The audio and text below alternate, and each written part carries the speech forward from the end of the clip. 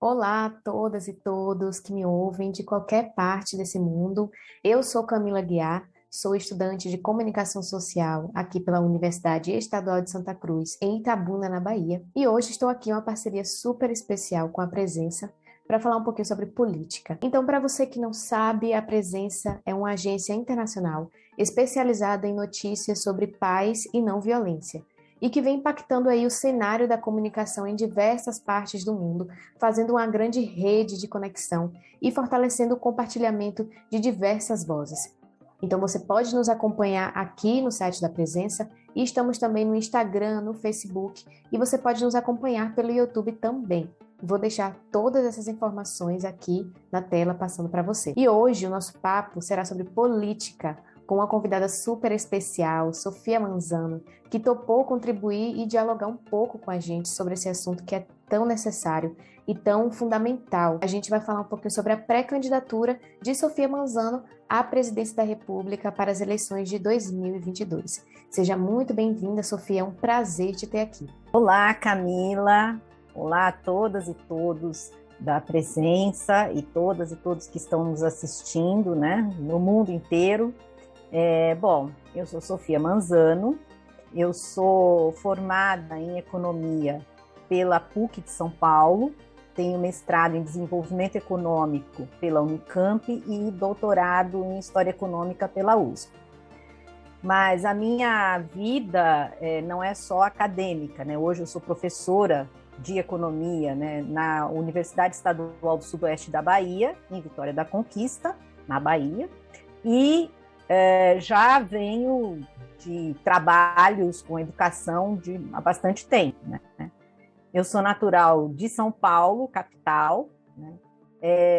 Venho de uma família, né, que já tinha um histórico, né, de participação política, não institucional, né, mas que fez movimento estudantil na USP, lá nos anos 60, e aí meus pais sempre nos educaram, né, numa perspectiva humanista, numa perspectiva de esquerda, e eu comecei, de fato, a minha militância já no PCB, né, no Partido Comunista Brasileiro, partido que eu estou até hoje, e eu comecei em 1989, né, bem nova ainda, né, mas num período que foi o período em que nós, brasileiras e brasileiros, tivemos a chance, né, de participar democraticamente na eleição, né, para presidente da República, depois de quase 30 anos, né, de ditadura. Né?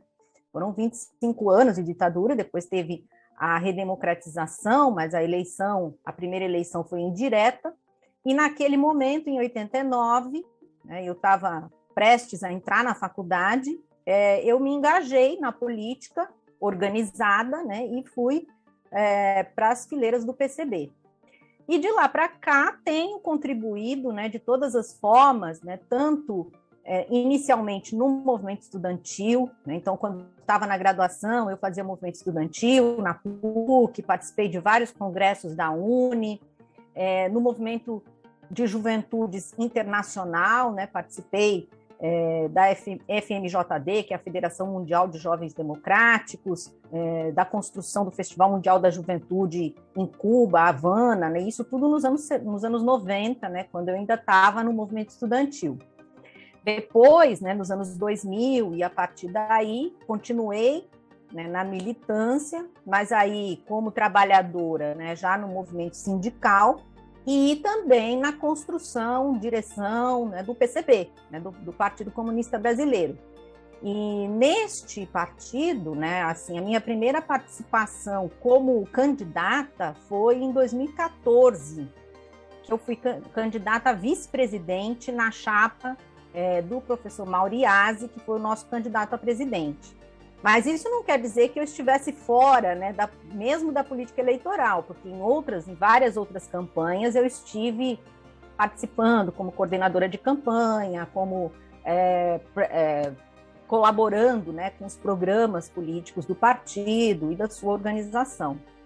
E agora, nos últimos anos, eu fui também vice-presidente da DUSB, né, que é a Associação Docente dos Professores da UESB. Né? Então, também tive essa atuação mais direta no movimento sindical das universidades estaduais baianas. E aí, nesse ano, né, o meu partido, diante dessa conjuntura difícil que nós estamos vivendo, né, discutindo, né, com toda a sua direção e com as bases do partido, decidiu lançar o meu nome como pré-candidata à presidência da República. Então, bem resumidamente, né, essa é a minha trajetória assim, pessoal e política, né? Assim, mais informações pessoais, né? Eu sou casada, tenho um filho de um casamento anterior, um filho que já tem 25 anos, né? E hoje dedico, né, ao trabalho acadêmico e à organização política e à educação popular também, né? Eu tenho um livro que eu escrevi em 2013, né, que é Economia Política para Trabalhadores, e esse livro tem o objetivo, né, de explicar a economia de uma maneira bem fácil, bem acessível, né, para todos e todas as trabalhadoras, porque a economia é uma área que é muito nebulosa, assim, né? Ela não é muito fácil de se compreender nos seus meandros, né? Então eu resolvi construir esse livro para facilitar que todos os trabalhadores e trabalhadoras, estudantes e jovens, né, tenham acesso à economia de uma maneira bem mais tranquila. Considerando o contexto político conturbado, como você estava falando, né, que a gente vem vivendo no mundo e no Brasil, no qual, entre outras coisas, o comunismo, né, tem sido alvo de várias tentativas de desqualificação. Como você enxerga as possibilidades da sua candidatura prosperar? O que você diria às pessoas que têm preconceitos contra os e as comunistas? Na verdade, né, o comunismo ele é demonizado, né? Ele é assim apresentado como uma coisa ruim, ou coisa horrível, porque na verdade os comunistas são aqueles que propõem a superação do capitalismo, né? E toda essa demonização, ela traz muita mentira, muita inverdade, né, sobre a proposta comunista, né?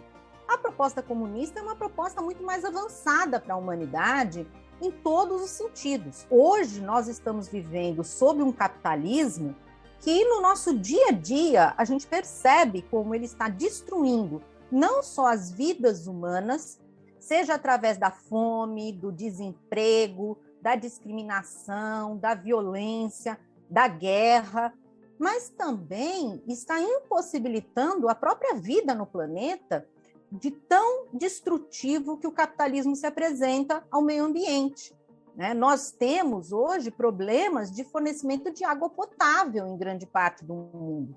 E este problema ambiental não é causado pelos seres humanos de forma aleatória, né? Porque alguém quer destruir o meio ambiente. Ele é causado por uma estrutura social que tem como objetivo principal e quase que exclusivo a acumulação privada e na mão de muitos poucos da riqueza produzida. Então, a demonização que se faz do comunismo, ela, do ponto de vista dos que se aproveitam do capitalismo, ela tem razão de ser, porque estas pessoas jamais iriam querer uma sociedade em que elas não tivessem os grandes privilégios que elas têm hoje, né? A suntuosidade da riqueza, o consumo conspícuo, o consumo predatório, né? O consumo ostentador, estaria, sim, suprimido numa sociedade comunista. Agora, se a gente for pensar, né, o que é que os comunistas realmente querem para a sociedade? A gente quer uma sociedade igualitária, mas não só igualitária na lei, né, formal, né? Hoje somos todos, a Constituição diz, somos todos iguais perante a lei. Mas a gente vê no cotidiano que essa igualdade não existe.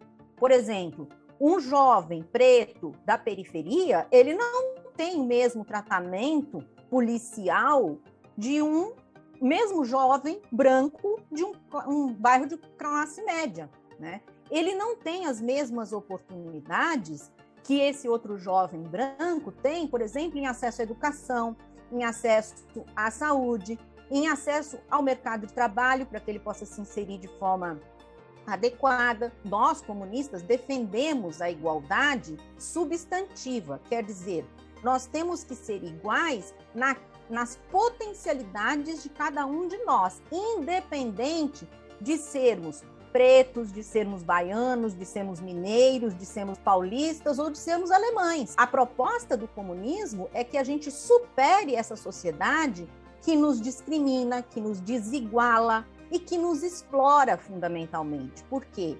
Toda essa estrutura que o capitalismo produziu, tanto a estrutura produtiva econômica quanto a estrutura ideológica, ela tem por objetivo, como eu já disse, garantir a exploração da classe trabalhadora para que o lucro seja concentrado em pouquíssimas mãos.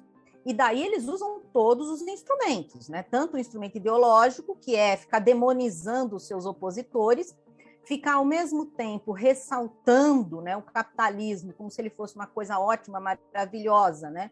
E aí passam filmes na televisão para mostrar, né, como as pessoas se dão bem, como elas vivem bem, só que não mostra todo o resto, né, 80%, 90% da população que tem que trabalhar 12 horas, 15 horas, até de forma informal, insalubre, em relações assemelhadas à escravidão, para sustentar essa minoria que vive bem. Então, o capitalismo, ele gerou tudo isso. E aí nós, comunistas, defendemos, sim, o fim do capitalismo. Então, é evidente que eles vão produzir uma campanha, assim, eterna, né, contra nós, né, de demonizar o comunismo nesse sentido. Mas para qualquer pessoa que quiser realmente conhecer o que pensam os comunistas, as comunistas, vem conversar com a gente, né? Vem ver o que a gente propõe. Essa questão da demonização, ela não acontece por acaso, né? Sempre que há uma cultura, algo que destoe da mentalidade exploratória deles e que venham a questionar essa condição, aí eles trazem esse argumento, né? Do que é mal, do que pode ser ruim. Ruim para quem, né? Ruim para quem, no final das contas? Para eles, que questiona um lugar de superioridade, de opressão, de exploração.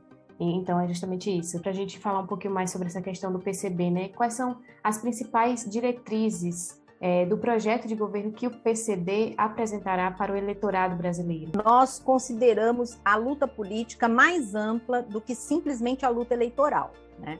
Porque a gente entende que para construir, né, uma revolução que vai levar ao socialismo, que vai levar ao comunismo, não é só pela via eleitoral que nós vamos alcançar, né, esse projeto político.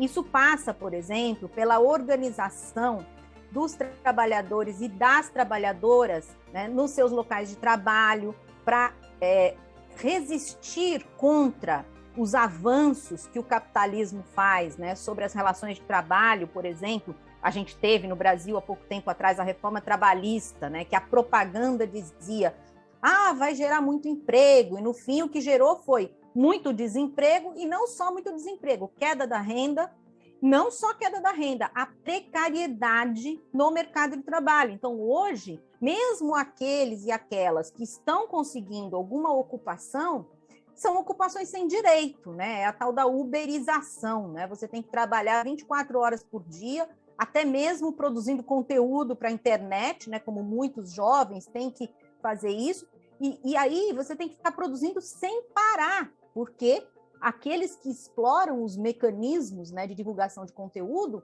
vão te tirar do mercado se você não tiver ali quase que 24 horas por dia trabalhando para eles, né? Então, nós entendemos que primeiro, né, a gente não é primeiro, né, mas tudo junto, né? Tem que se organizar, os trabalhadores têm que se organizar, tem que entender qual é a função dela, enquanto trabalhadora, na estrutura produtiva geral, né? Eu dei o exemplo aqui dos produtores de conteúdo da internet. Bom, o produtor de conteúdo, ou a produtora de conteúdo, está achando, né, que ela é independente, né, do capitalismo como um todo, porque ela não tem um empregador, um patrão.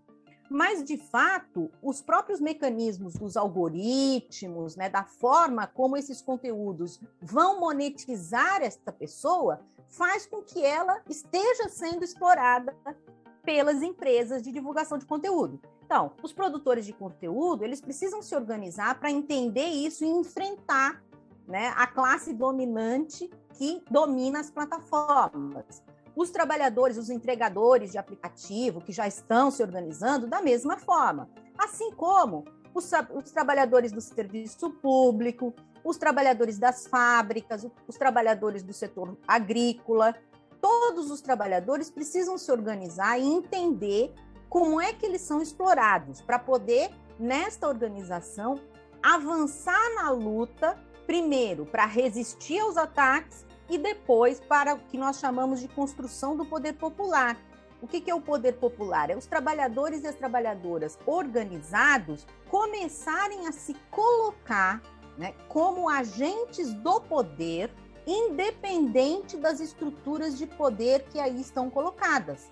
Quer dizer, com este poder popular, se coloca em xeque o poder do próprio capitalismo sobre eles, né? Então, essa é uma etapa importante que a gente precisa e nós estamos cotidianamente construindo. A outra questão, que também levamos muito a sério, é que, na atual conjuntura, nós temos no Brasil e em algumas outras partes do mundo a ascensão de governos de extrema-direita, fascistas, né, que estão implementando um estado de barbárie. Aí, nós temos também que agir no sentido de unir com outras forças, mesmo que essas outras forças não sejam revolucionárias, que não queiram superar o capitalismo como nós, mas nós temos que são forças democráticas, forças que querem manter pelo menos um Estado democrático, para que, com estas outras forças, a gente bloqueie o ascenso do nazismo, do fascismo, da extrema-direita, do obscurantismo, né, e da barbárie de uma forma geral. E também consideramos que a questão eleitoral, ela é importante, ela não é a definitiva, né, no processo revolucionário, mas ela é importante. Num ano eleitoral, a maior parte da população fica mais atenta a ouvir e discutir política. Então, nesse momento eleitoral, nós podemos conversar muito mais com a população. Então, esse é um espaço que nós não podemos deixar de ocupar. Em segundo lugar, aí falando especificamente do Brasil, né, nós temos um panorama, né, de disputa eleitoral que está muito polarizado, né, entre duas candidaturas, uma de extrema-direita e outra que está tentando juntar todo um campo que seria assim, de centro-esquerda e até com a direita, e que, claro, quer combater a extrema-direita, mas não está falando em nome da classe trabalhadora, porque esta outra candidatura está priorizando as alianças com setores políticos que historicamente destruíram os direitos dos trabalhadores. Então, nesse momento eleitoral, é importante termos candidaturas que mostrem que é possível construir uma alternativa para o Brasil que não dependa das alianças com os setores de direita, com setores reacionários, com setores que destruíram os direitos dos trabalhadores, que combatem os trabalhadores e mais, que combatem a própria organização dos trabalhadores. Nós achamos que é um momento importante para politizar mais o debate e mostrar que pode existir uma alternativa além dessa polaridade que está restrita a um campo muito pequeno das alternativas políticas, né? Para falar em termos mais teóricos, né? Tanto o bolsonarismo, né, reacionário de extrema-direita está implementando o projeto neoliberal no Brasil, quanto a candidatura do ex-presidente Lula também não sai do projeto neoliberal, ele apenas melhora algumas coisinhas, mas ele não se apresenta como um projeto político de enfrentamento real ao neoliberalismo no Brasil. Né? Não tem essa proposta, até por conta das alianças que ele procurou fazer e está fazendo nesse momento. Então, a gente precisa ter candidaturas que mostrem que é possível, sim, governar o país, mesmo ainda no capitalismo, com um projeto de enfrentamento do neoliberalismo que aí está posto. Falando um pouquinho sobre a questão do trabalho, né? Há algum tempo, e na verdade nesses últimos anos, isso vem se intensificando e a gente vem vivenciando uma reconfiguração no mundo do trabalho. E aí o mercado, que é marcado, na verdade, pela precarização da mão de obra, por conta justamente do que você estava falando, dessa ânsia de lucro cada vez maior, né? E aí, como a gente poderia reverter isso em um país como o Brasil?